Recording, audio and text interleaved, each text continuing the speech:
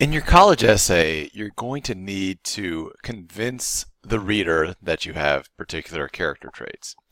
And if you try to do it directly, it's not going to work. If you say, listen, I'm super, super helpful, I'm very positive, or if you do what most people do in their medical school essays and drone on and on about how much you want to help people, people are simply not going to believe that.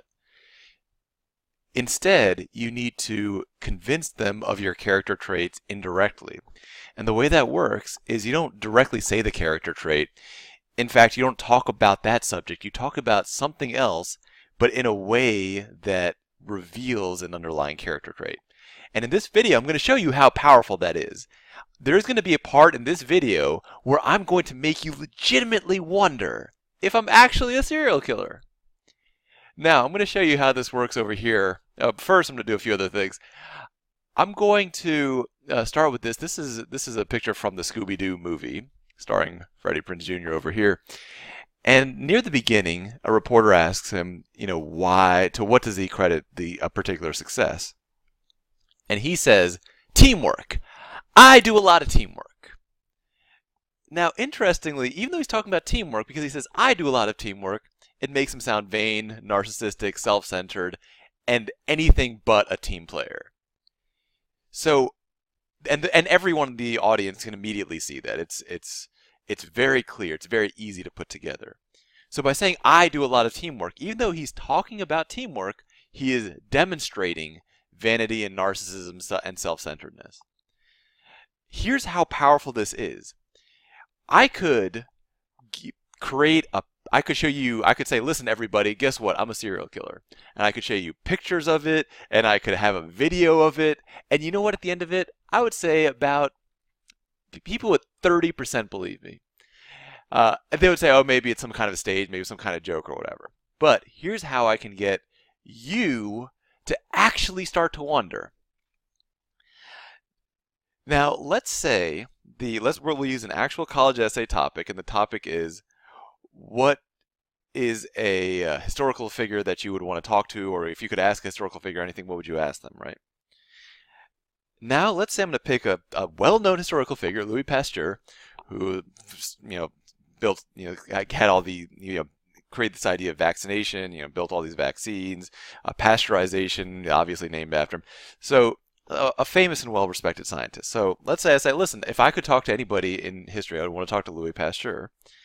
And I would ask him, what did it feel like when you were just slitting the mouse's throat or breaking its spine? Did it give you a rush? How did you feel when you did it?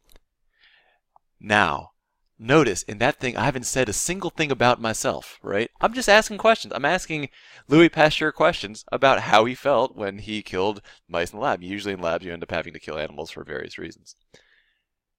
But the question is so weird and creepy that it sounds like it's coming from a serial killer. Here's a picture of Ted Bundy, the famous serial killer.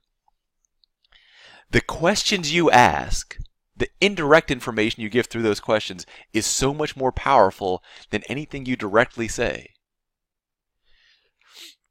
It's an age-old truism in interviews where everyone knows that the questions you ask in an interview are always more important than the answers you give. People remember the questions that you ask because that's seen as this insight into your soul. That shows who you really are. The questions stick in people's minds.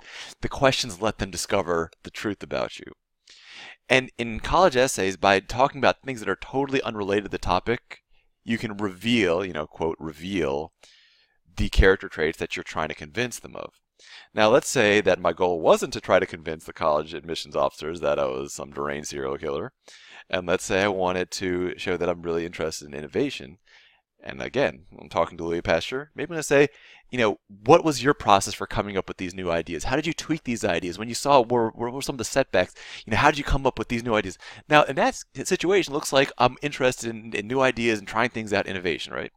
I could ask him instead, of the things that you did, what do you think was the most beneficial to humanity? What do you think helped the most people? In that, I'm asking him a question just about his life, but it shows that I'm interested in helping people and all that kind of stuff, right? That's different, which is different from being interested in innovation. If I wanted to demonstrate that I was kind of, somebody's not very serious, I could say, what are some of the hilarious things that happened in your lab? Did you guys ever pull any pranks on some of the other people working in the labs? Those type of questions. And again, I'm still just asking him about himself, but the way I'm asking him about himself reveals something about myself. And that's what we mean by showing instead of telling your character traits.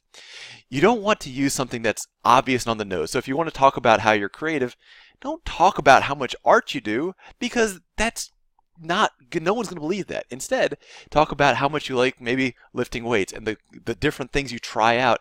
And in this description of how you lift weights, they're going to see that you're a creative person. And because they figure it out on their own, they are 100% going to trust it. Showing your character traits involves either asking questions, or talking about something totally unrelated to the character trait. In that serial killer example, I wasn't talking about being a serial killer. I was asking a scientist a question about how he felt about killing animals. But the way the question was asked made the questioner seem like a murderous sociopath. That's how powerful this is. Through these indirect methods, you can actually convince college essay admissions officers of who you are. You can make them see you how you want them to. If you just sit there and tell them, be like, listen, I'm creative and ambitious and all this, it's never going to work. They're going to see through that in a second. But if you use these indirect methods and they piece it together on their own, they're going to 100% trust what they've, quote, figured out about you.